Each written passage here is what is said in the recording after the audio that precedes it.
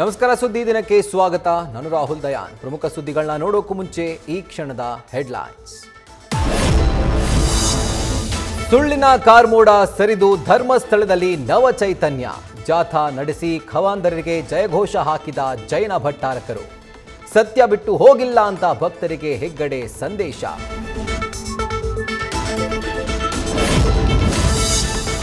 ಅಸ್ಥಿಪಂಜರದ ಷಡ್ಯಂತ್ರ ಹೆಣೆದವರಿಗೆ ಎಸ್ಐಟಿ ತನಿಖೆ ಬಿಸಿ.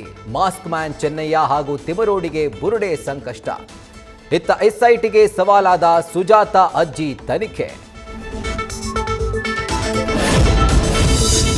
ಬಾನು ಮುಷ್ತಾಕ್ ದಸರಾ ಉದ್ಘಾಟನೆಗೆ ಬಿಜೆಪಿಯಲ್ಲೇ ಭಿನ್ನರಾಗ. ಲೇಖಕಿ ಆಯ್ಕೆಗೆ ತಕರಾರು ತೆಗೆಯದ ಯದುವೀರ್ ಯೂಟರ್ನ್. ಇತ್ತ ಬಾನು ಮುಷ್ತಾಕ್ ಬೆನ್ನಿಗೆ ನಿಂತ ಮುಸ್ಲಿಂ ಸಮುದಾಯ.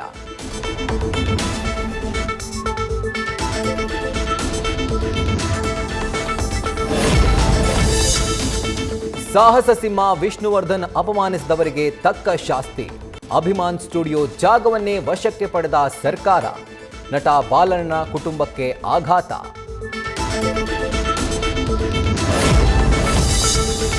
ವರುಣದೇವನ ಚೆಲ್ಲಾಟಕ್ಕೆ ಉತ್ತರ ಭಾರತ ತಲ್ಲಣ.